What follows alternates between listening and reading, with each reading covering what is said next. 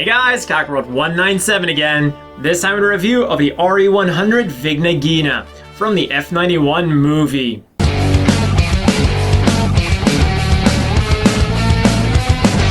When it comes to the looks, the first thing I noticed about this thing is how relatively undetailed it is when compared to its RE100 brethren.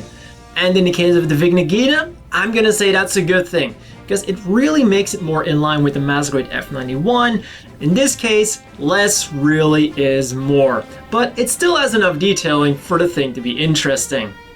Combine that with some real good color separation, undergating on a lot of the parts, and most of the seam lines being nicely hidden, and we've got an overall great looking machine.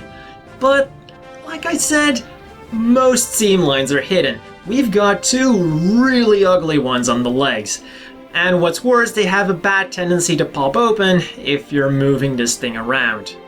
Oh, and if you thought you saw some seam lines on the arms, those are actually panel lines. So maybe you can try to fool yourself into believing that the ones on the legs are also supposed to be panel lines. You can always try. Fortunately, we've got a bunch of accessories to quickly make you forget about those seam lines. For ranged weaponry, we've got the ever-trusty beam rifle, and if you want some more power, we've got the beam launcher. The beam rifle has a movable handlebar, and the beam launcher's handle will go forwards and backwards to make posing with it that much easier. And both of them also have pegs on both the left and the right side, so you can put them in either hand. Now the hands, however, are where things get slightly dicey again. You see those two holding hands? They're on the kit right now. Well, they're gonna stay there for the rest of this review, because they're the only two that we're getting. Now for the beam launcher, which does not have a small trigger guard, that's not gonna be a problem. It's going to look just fine. The beam rifle, however, when we put that into the hand, yeah, I'm not feeling that at all. So I highly recommend you to just get rid of it. Nothing of value was lost. Then of course, if the enemy manages to get up close to you, you gotta be able to defend yourself, and for that the Vigna Ghina comes equipped with two beam sabers. They're stored on the back, and in order to remove them, you simply have to slice the Vigna Ghina in two, remove this part here, and then pull out the handles. I must admit, I'm not a huge fan of how they dealt with this, because once you got the beam sabers removed, the pegs that will go into the hand are also the pegs that keep them on here. But as you can see, it's not really symmetrical. Kind of weird the way this ends up looking. And of course, we get two beam saber blades. Now these are custom made for the Vigna Ghina, and when you compare them to a normal Masquerade beam saber blade, you will see that it is significantly shorter. And that is of course because the Vigna Ghina is a significantly shorter mobile suit than your average mobile suit. So it really is a good thing. In fact, it is almost the same as the beam saber blades that we're getting with the real grades, but slightly different. Also, these beam saber blades will not work with any standard high grade or Masquerade beam saber handles or anything else I had lying around, so they really are specifically for the Vigna Ghina, which also means that these are the ones you're going to be stuck with for your Vigna Ghina. So it's a good thing they work just fine. And then for defensive purposes, we're getting this beautifully detailed beam shield. Attaching it is really simple. Simply remove the top part, pop the shield on there, and close it up. Now, as awesome as this thing looks, one warning, it can be a bit of a hassle to pose it, because like the top there does have a tendency to collide with the shoulder and make your life a little bit harder.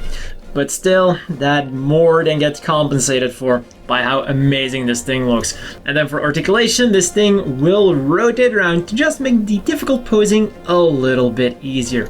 There is one unfortunate thing with the beam shield, however, and that is that the beam shield is actually hovering above the beam emitters instead of coming out of them.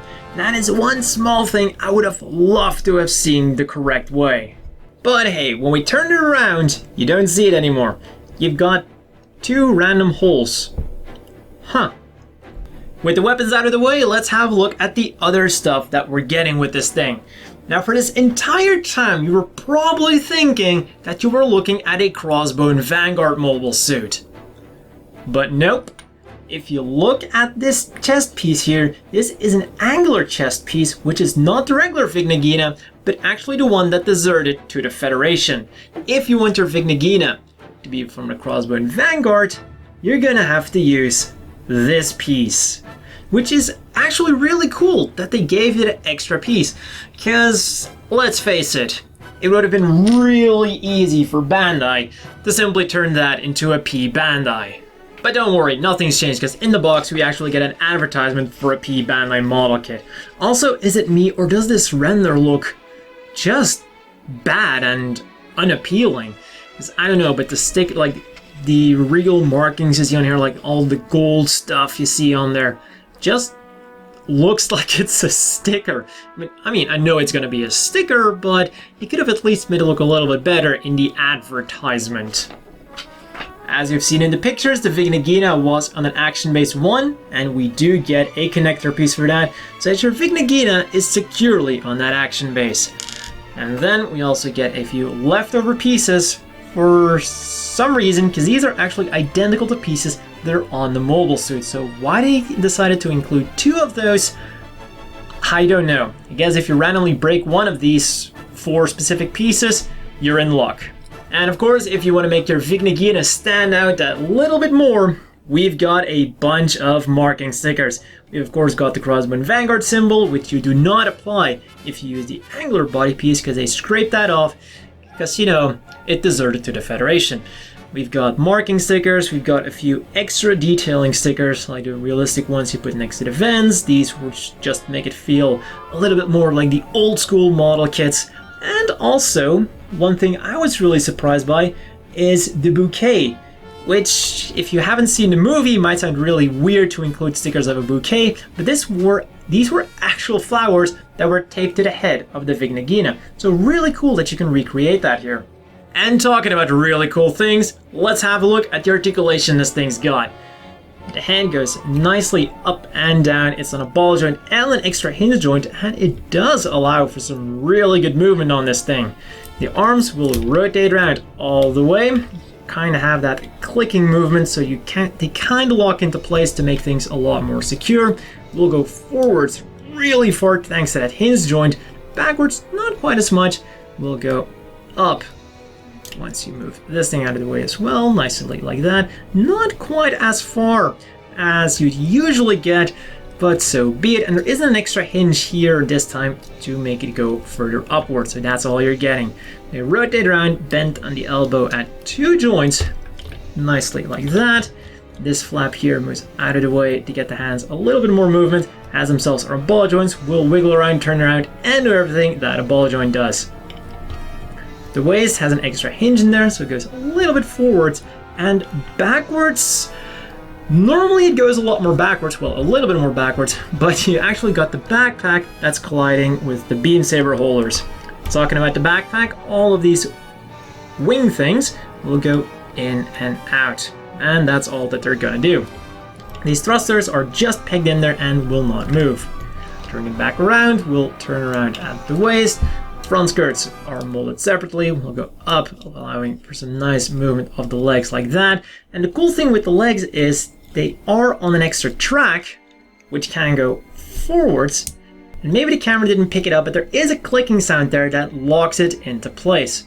And what's also really cool is that these are actually individual, so unlike some older mobile suits where both legs move forward at the same time, these can do it individually. And it allows for those slightly more intricate poses. So let's move that back, the legs go outwards really nicely. We'll rotate around, bend at the knee at only one joint, which is unfortunate.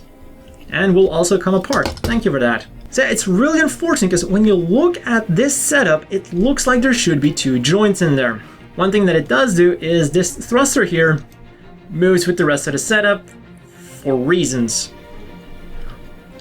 Also then the thrusters individually will go up and down, though it can be a bit tricky to get in there, so you might want to use a toothpick.